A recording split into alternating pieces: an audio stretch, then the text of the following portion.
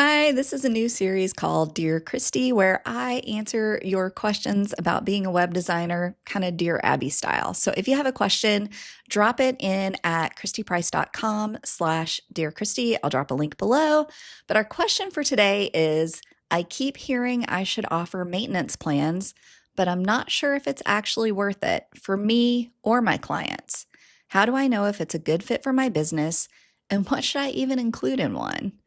Well, I think this is a great question. And there have been periods in my business where I have offered maintenance plans and I don't currently. So let me kind of talk you through my reasoning and the pros and the cons that I found, and maybe that will be helpful to you.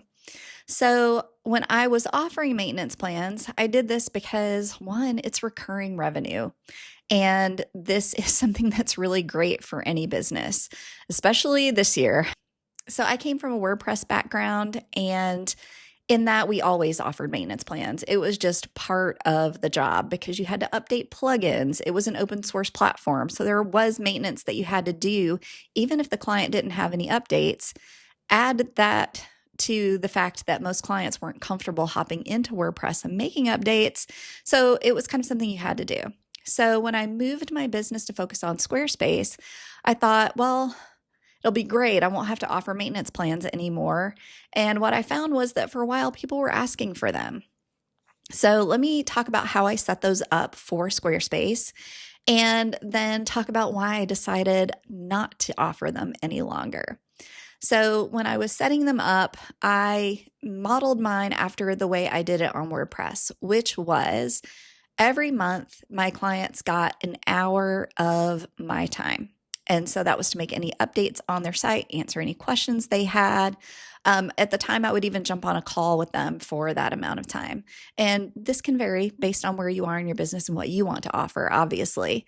But what I found was that scheduling all of that was a lot of admin work. But today, with AI tools and automations, it's probably not as much admin work as it was at the time. But what I did, so that you have an idea, is that I said for every month, let me know on the 15th of the month what your edits are for the month, and give me a week to make those updates. So I knew that there was a week in there that I would be busy making updates, so I didn't plan other stuff around it because it was just me.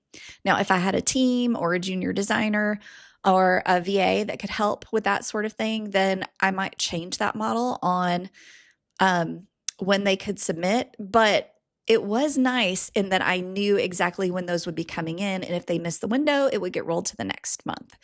Speaking of rolled to the next month, this is something that I would encourage you to think about. If they don't use that hour, you could communicate to them if it does not roll over, or if it maybe rolls over 1 month. But you don't want to be in a situation where they've stacked up 6 months or 6 hours of work that you now have to do in a week in November, the week of Thanksgiving, or something like that. So be mindful of how you're setting that up. And also track your time. So have a time tracker.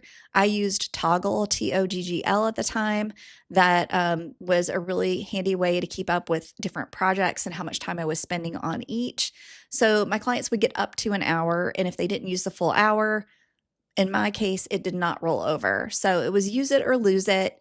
And I had some boundaries around when those updates would get done. And mostly that was because I was a solopreneur, and I still am. So it just made sense for my business. And I priced the maintenance plans low enough that people really didn't have a problem with that. At the time, it was on the order of $49 a month. This is when I was pretty new to Squarespace. If I were pricing it today with my experience and perhaps bringing on a team member to cover that, I think I would probably go to $99 a month. But it all depends on your business, where you're located in the world, who's going to be doing the work, and what you're offering for that price. So in the end, I decided that maintenance plans were not worth it for me or my clients. So what I found was that clients didn't really use it that often.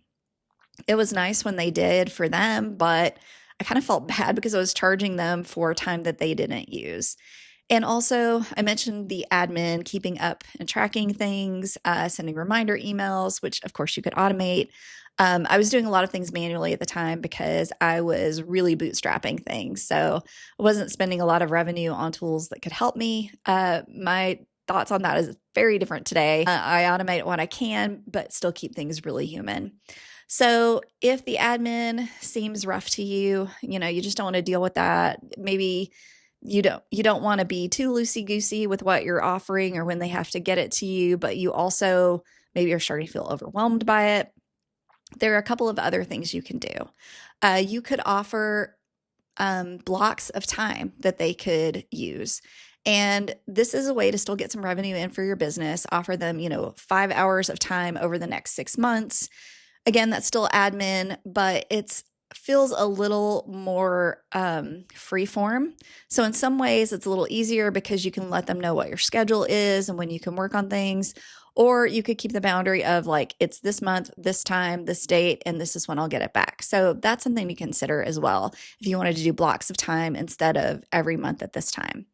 But like I said, in the end, I decided that for me and my clients, it was better if they just hired me for an hour at a time later at my regular rate.